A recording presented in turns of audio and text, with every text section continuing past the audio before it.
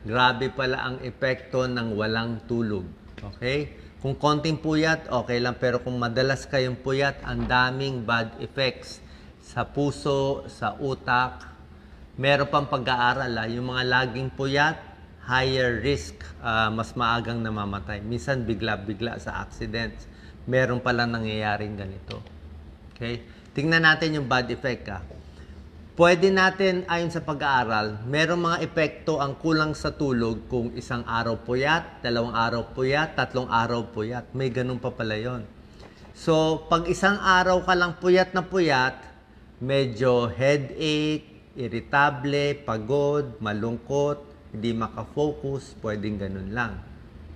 Makakabawi ka na dapat kung makatulog. Pero kung 2 days sunod-sunod ang puyat, o walang tulog, medyo mas malala na to. 2 days, physically pagod ka na.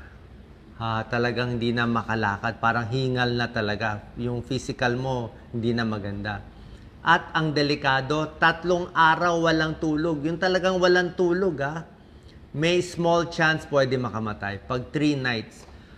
Pag ang isang tao puyat, 3 times higher risk of heart attack. Bakit mas inaatake sa puso yung kulang sa tulog? Mapapansin mo yan pag puyat kayo. Kita mo yung heart rate mo. Ang bilis ng tibok. Tsaka yung puso mo parang lakas ng pintig, abnormal pa yung pintig dahil puyat. Ang daming parang stress. Ang daming cortisol na lumalabas kaya masama. Kaya pag 3 days, walang tulog, grabe na pala epekto. Pwede na masira yung pag-iisip, may sleep deprivation psychosis, nakakakita, hallucination ng wala dyan, may naririnig na wala naman, paranoid, anxious, panic, and depressed. Delikado.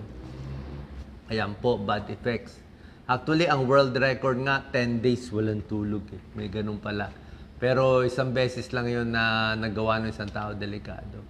Gano'ng karaming tulog ang kailangan? Kita nyo. Pinakamaganda yung mga bata. Ayan 14 hours tulog. Teenagers, 8 hours tulog. Pag adult, minsan 6 hours lang tulog natin. Pwede na.